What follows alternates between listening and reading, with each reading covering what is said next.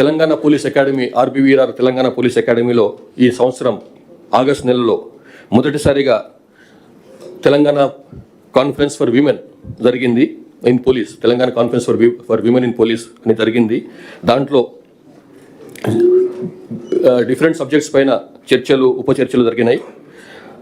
ఇందులో ముఖ్యంగా లీడర్షిప్ పైన, జెండర్ సెన్సిటివ్ పోలీసింగ్ పైన, ఈ ప్రొఫెషనల్ ఛాలెంజెస్ పైన, అట్లాగే విమెన్ ఆఫీసర్స్కి ఇస్తున్నటువంటి అవకాశాలు ఎట్లా ఉన్నాయి వాటిపైన మనం చర్చలు జరిగినాయి.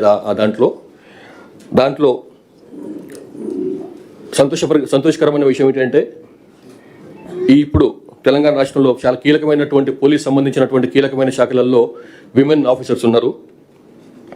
సిఐడికి చారు సిన్హా గారు, Telangana police academy RBVRR Telangana police అకాడమీకి అభిలాష బిష్ట్ గారు డైరెక్టర్గా ఉన్నారు.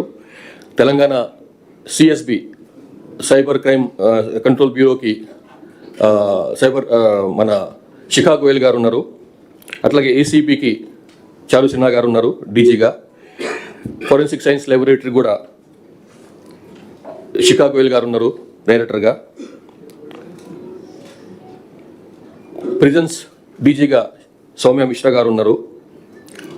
ఎస్ఐబిఐజీగా సుమతి గారు ఉన్నారు.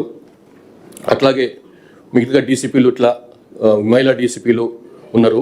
సో ఇప్పుడు తెలంగాణ ప్రభుత్వం మహిళలకు చాలా ప్రాముఖ్యం ఇస్తుందని చెప్పడానికి నేను ఇంతకుముందు చెప్పినటువంటి పోస్టులే నిదర్శనం.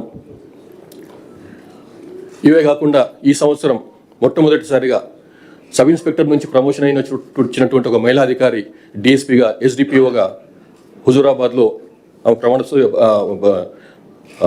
సంపాదించినారు. వారి బాధ్యతలు మాధవి అని చెప్పి మొట్టమొదటిసారిగా లాస్ట్ 60 yearsలో ఎప్పుడు కూడా లేదు. మొట్టమొదటిసారిగా తెలంగాణ రాష్ట్రంలో ఒక సబ్ ఇన్స్పెక్టర్ నుంచి ప్రమోషన్ ఇచ్చినటువంటి ఆఫీసర్కి, మహిళా ఆఫీసర్కి డిఎస్పీ ఎస్డిపిఓ బాధ్యతలు ఇచ్చినాం. అట్లాగే ఇండియా జస్టిస్ రిపోర్ట్ ప్రకారం ఇది లాస్ట్ 6 months కింద రిలీజ్ అయినటువంటి రిపోర్ట్. ఇందులో తెలంగాణ రాష్ట్రం టాప్ పోలీసింగ్ స్టేట్గా నిలిచింది డిఫరెంట్ పారామీటర్స్లో. దాని తర్వాత తెలంగాణ తర్వాత కర్ణాటక, దాని తర్వాత ఏపీ ఉన్నాయి. అది మీకు ఇంతకుముందే షేర్ చేసుకున్నాం 6 months కింద.